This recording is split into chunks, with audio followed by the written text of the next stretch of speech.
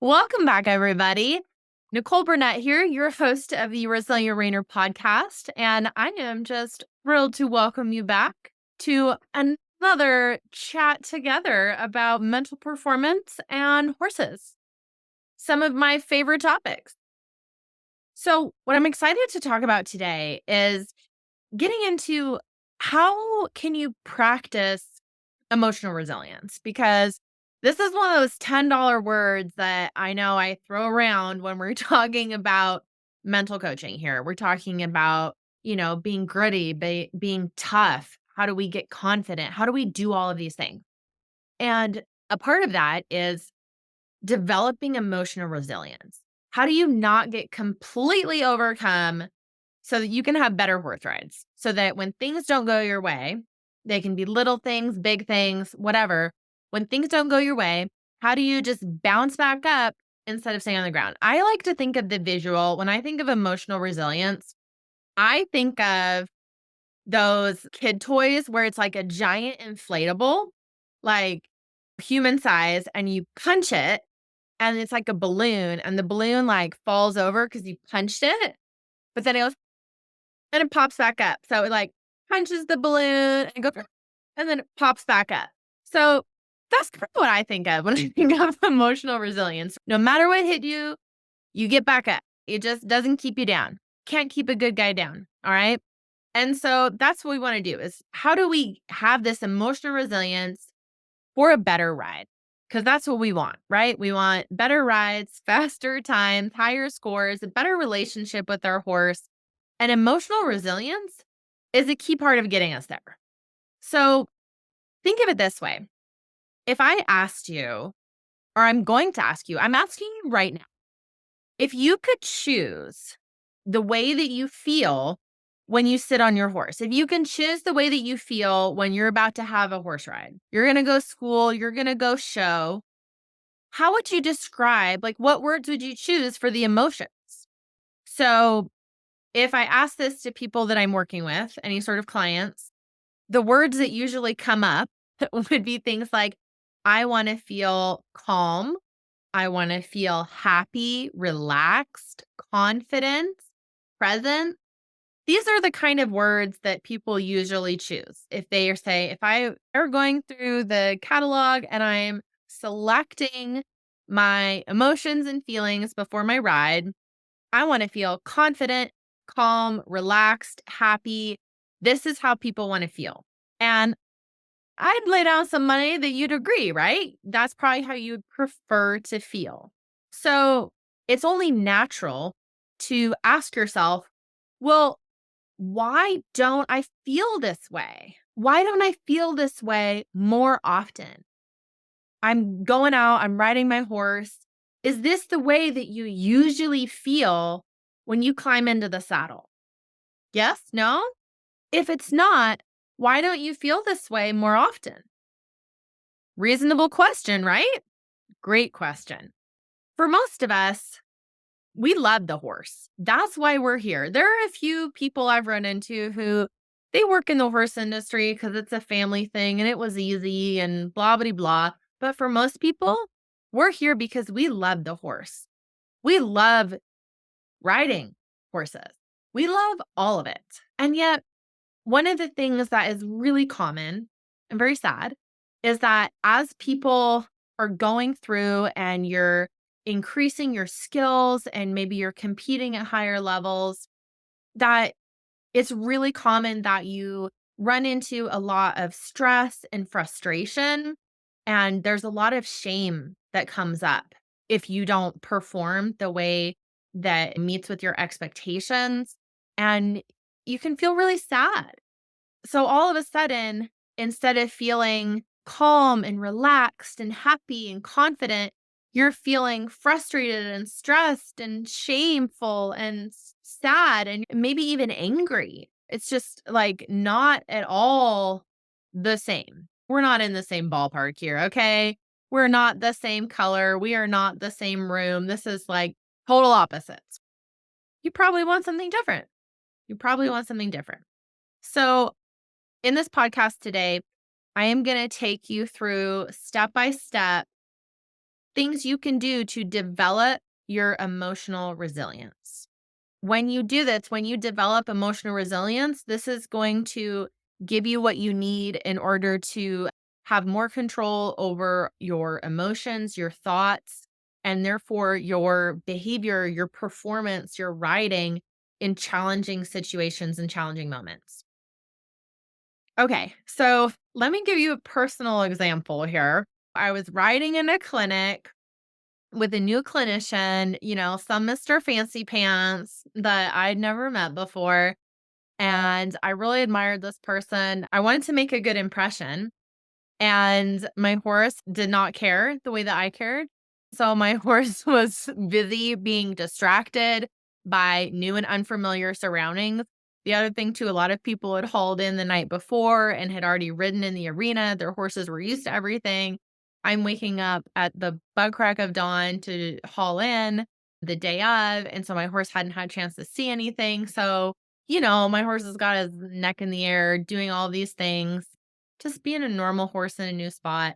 And I remember trying to stay calm and just really feeling all of the eyes on me and feeling so embarrassed and just like, my brain just felt really flooded. It was really hard to think clearly. All of those things, right? All of those things coming up.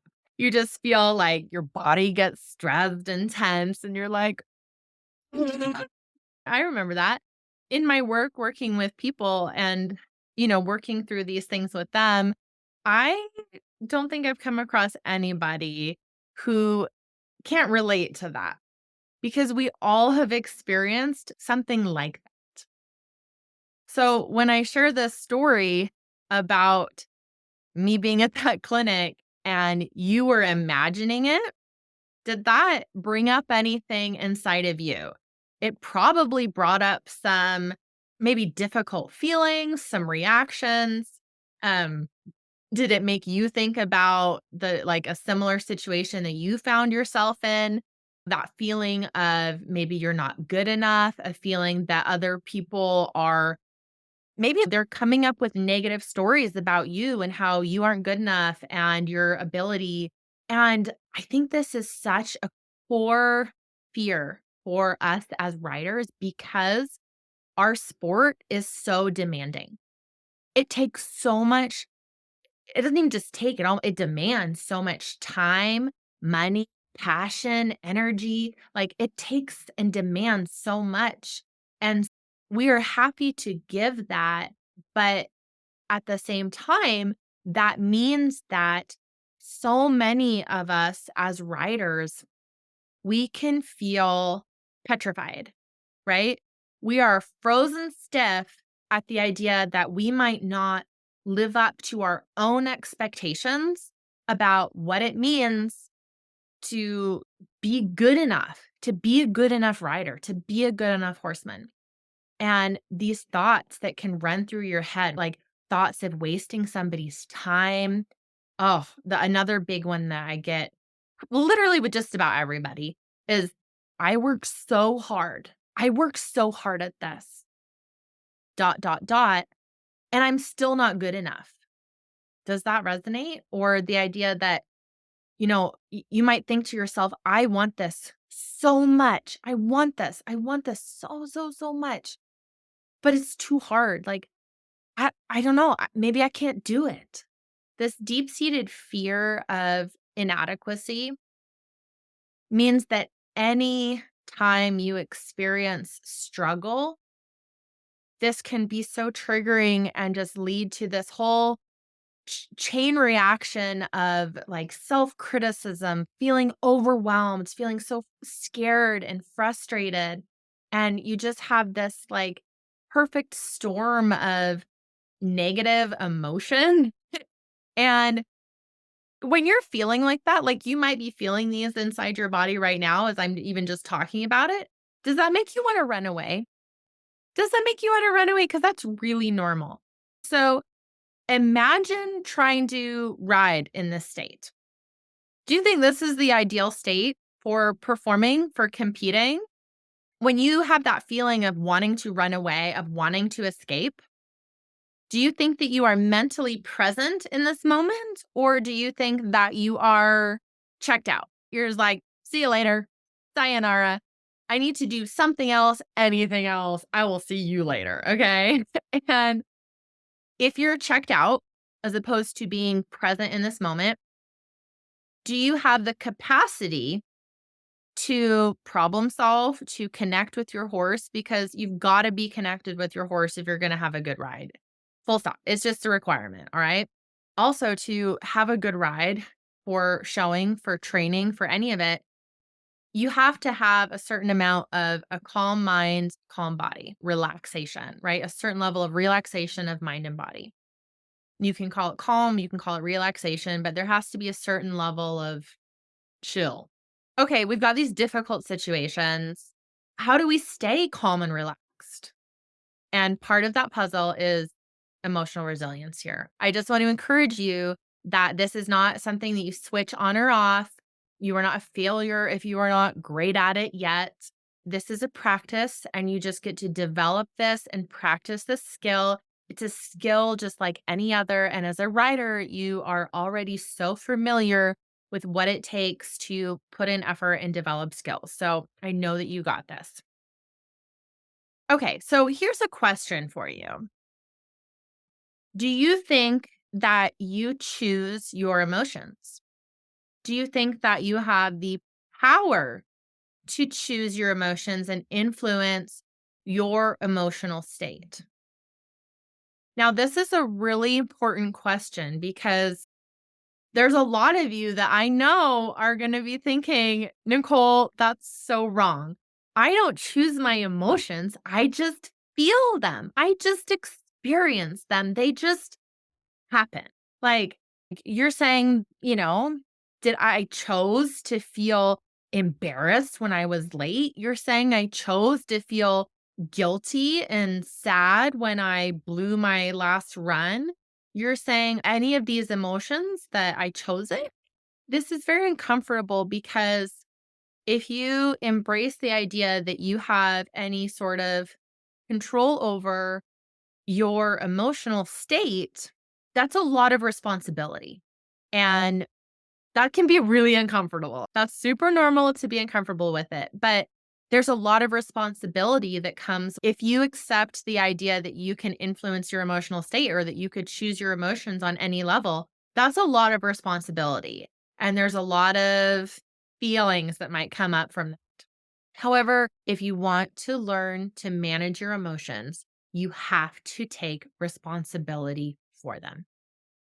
If you view emotions as something that just happens to you, instead of viewing emotions as an experience that you can choose, you're never going to be able to manage them.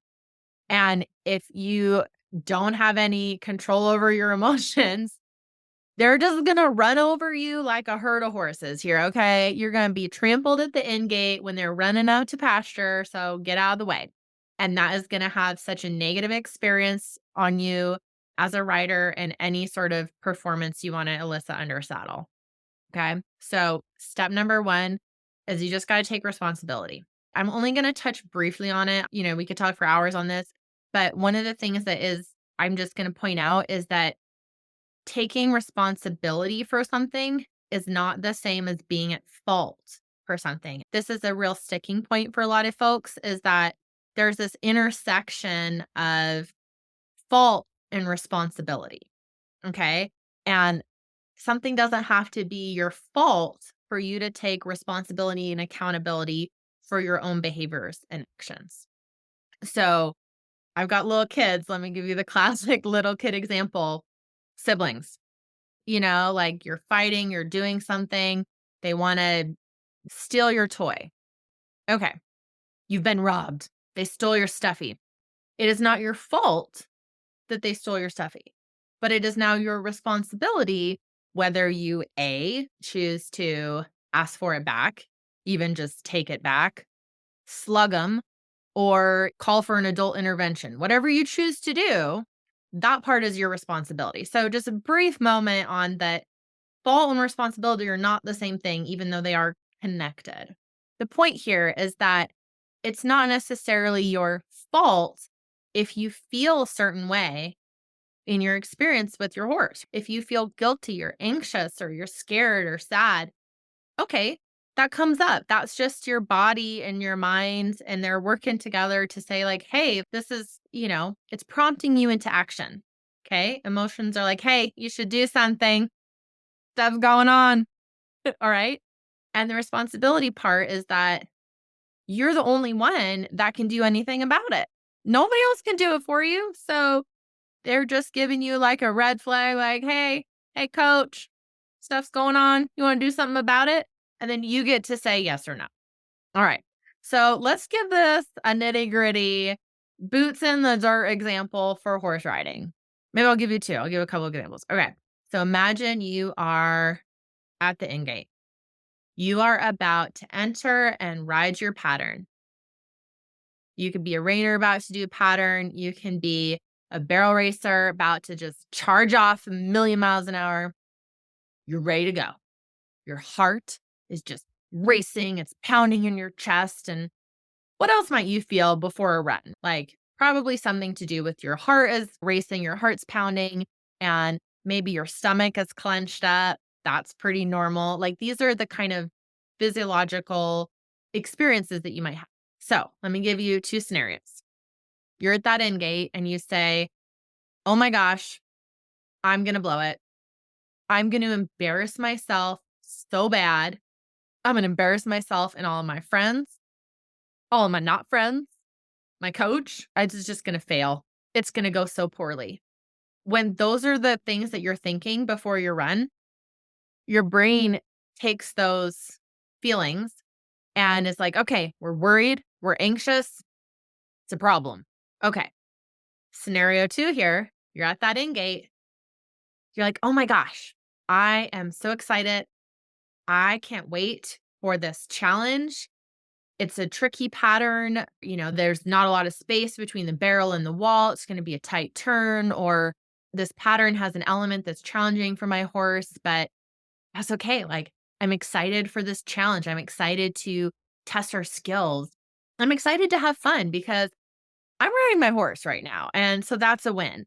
When you can think those types of thoughts, your brain's going to take those thoughts and it's going to say, oh, these feelings, this is excitement. This is, oh, we can't wait to do this. It's excitement and anticipation as opposed to worry and anxiety. There's some really cool research out there that's gotten into this and has shown that our bodies do the same thing, okay, in scenario one and scenario two, that our physiological experience, the things that we feel in our body physically, are the same for nervousness, for anxiety, and for excitement, right?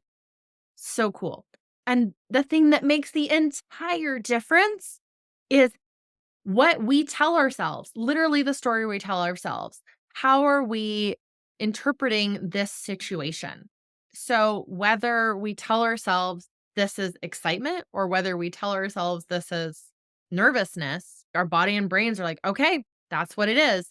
So, that shapes our experience. That is what determines whether this is positive or negative. It's literally what you tell yourself because in your body, it's the same. All right. And so how you interpret it or how you can reframe it is incredibly powerful, incredibly powerful. All right. So let's bring it back to remember Nicole at the clinic feeling embarrassed. Yeah. So it could be me, it could be you. What's a way that like we could revisit that scenario and practice emotional resilience? Because our goal, what we want is we want to choose some feelings and emotions that are going to allow you to stay calm, to stay focused so that you have a really great ride, that we don't get flooded. We don't just feel overcome with embarrassment and we're not panicking. That's all right. We want to do all of this, even if our horse is having a moment. Maybe they're kind of, agitated or tense or they're just kind of amped. It's all right. We get to be calm for them. So let's break it down into some steps. We love a good 3-step process. All right. Awareness. Awareness is always the first step. You got to tune into yourself. One of the things that we are so good at as riders is reading our horses, right? You care about them. You want them to be having a good experience, but you can be hyper aware of your horse and kind of forget to check in with yourself. So check in on your horse and then say, how am I feeling? Because you want to know, are you part of the problem or part of the solution? Okay. So, step one, awareness is always the first step. After that, cheaper timeout. Okay. Cheaper timeout. In that timeout, my favorite thing, we're going to pause. And you're going to take deep breaths. Breathing will change your life. I'm going to just preach it from the rooftops forever and ever. All right. There's all sorts of cool things that happen in your body from breathing. I'm not going to talk about them today, but there's a million and one amazing things that literally change physically, chemically in your body when you deep breathe. And so take a pause, take a time out. In that pause, you get to regulate yourself. Check in on your thinking, check in on your emotions. From the pause, you can choose a new direction if you need to. And there's always time to breathe. Always. I swear, you're doing it right now. There's always time to breathe. So, step one, awareness. Notice your state, your internal state. Step two, T for time out here. We're going to pause and take some deep breaths.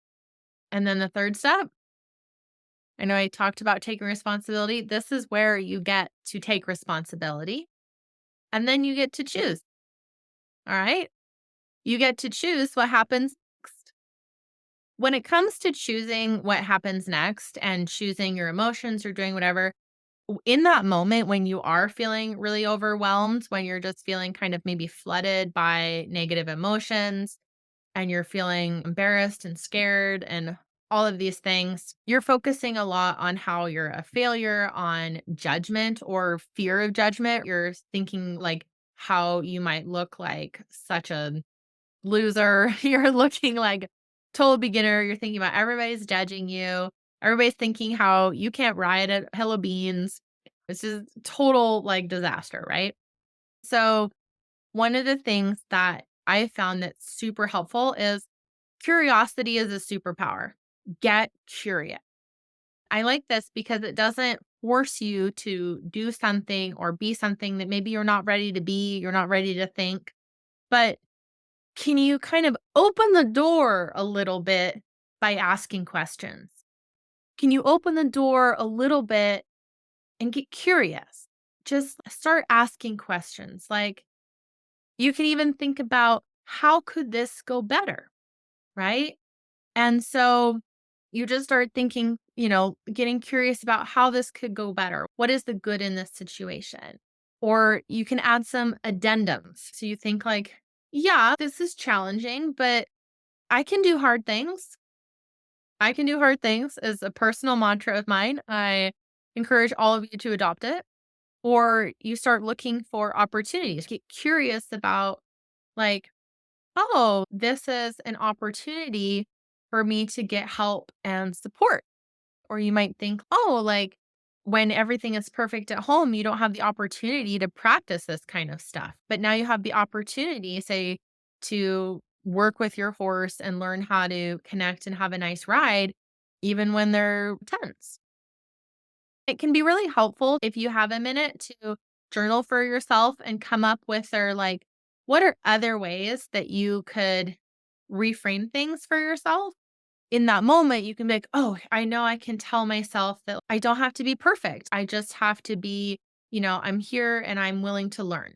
Or you can tell yourself that, like, part of what makes me a good writer is how I handle difficult situations. That could be a really helpful thing to tell yourself. Or the idea here is about how can you come up with a reframe, a different way of mentally looking and thinking about things that go from like in this moment, I'm having a difficult ride.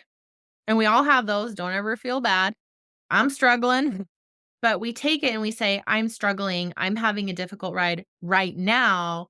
Therefore, I'm not a good rider. Okay. And what we want to do is we want to shift that to I'm a good rider. who's having a difficult ride. Do you see the difference? It's so powerful. Internally, you're going to feel so much safer and better because you're going to know, like, I'm okay.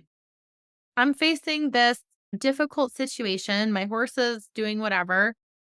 And that's okay because I know that I have what I need to solve this, right? You have skills, you have resources, and you can solve it.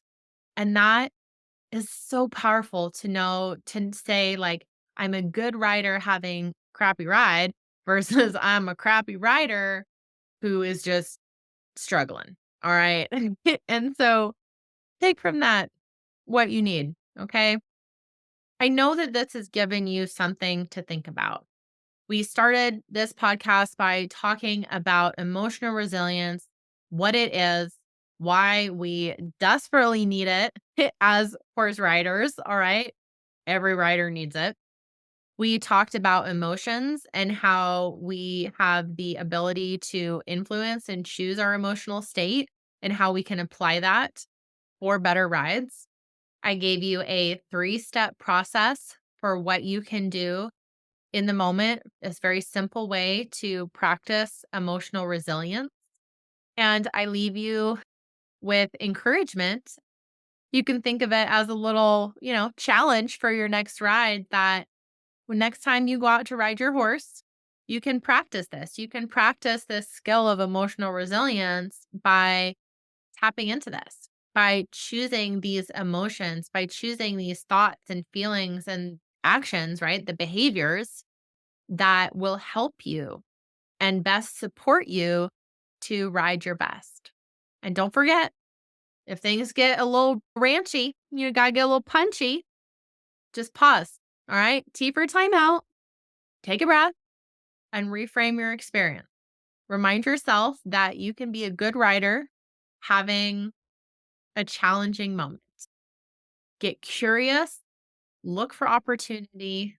And I just wish you the ability to always choose calmness, choose happiness, choose curiosity, and just notice the ways that that positively impacts your ride.